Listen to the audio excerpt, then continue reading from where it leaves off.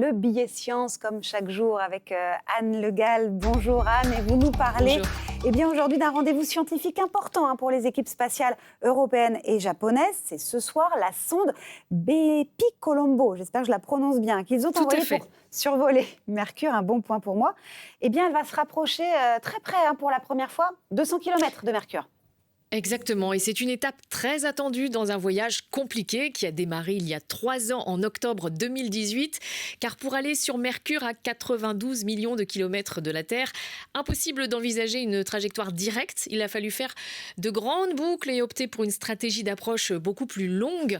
Je vous explique, Mercure est une petite planète, 3 fois plus petite que la nôtre, et surtout c'est la plus proche du Soleil. Si on envoyait une sonde à pleine vitesse tout droit vers elle, cette sonde risquerait d'être capturée par la gravité du Soleil et raterait sa cible. Elle n'arriverait pas à se détourner pour se placer en orbite autour de Mercure, car l'attraction du Soleil est telle que c'est comme si on essayait de ralentir une voiture en roue libre dans une pente. Seule option, donc, faire des détours pour ne pas être aimanté par le Soleil. Parce qu'on ne peut pas freiner la sonde pour limiter l'attraction du Soleil ?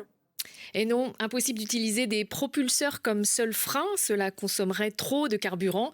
La solution, c'est donc d'arriver moins vite et d'utiliser l'attraction gravitationnelle des planètes voisines comme Vénus notamment pour s'approcher peu à peu de Mercure sans consommer trop de carburant.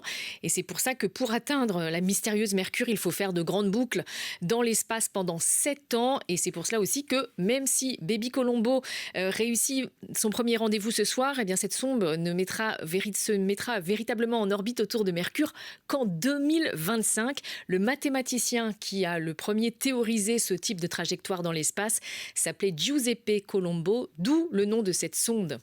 Voilà, comme ça, je sais tout. Vu la difficulté du voyage, Anne, pourquoi on s'intéresse autant à Mercure ? D'abord parce que c'est une planète qu'on connaît mal. Jusqu'ici, 2 sondes américaines seulement l'avaient approchée, d'abord en 1974 puis en 2011. Et on sait que c'est une planète rocheuse comme la Terre, recouverte de poussière et de cratères comme la Lune. On sait qu'il y fait très chaud, 167 degrés en moyenne. Et en même temps, elle comporte aussi des zones glacées, ce qui intrigue. Et enfin, évidemment, la proximité de Mercure avec le Soleil en fait un objet d'étude précieux, car en scrutant sa composition et les gaz qui l'entourent, les scientifiques espèrent découvrir un peu mieux les origines de notre système solaire. Merci de nous faire voyager dans l'espace, de nous faire rêver aujourd'hui. Bon week-end à vous, Anne.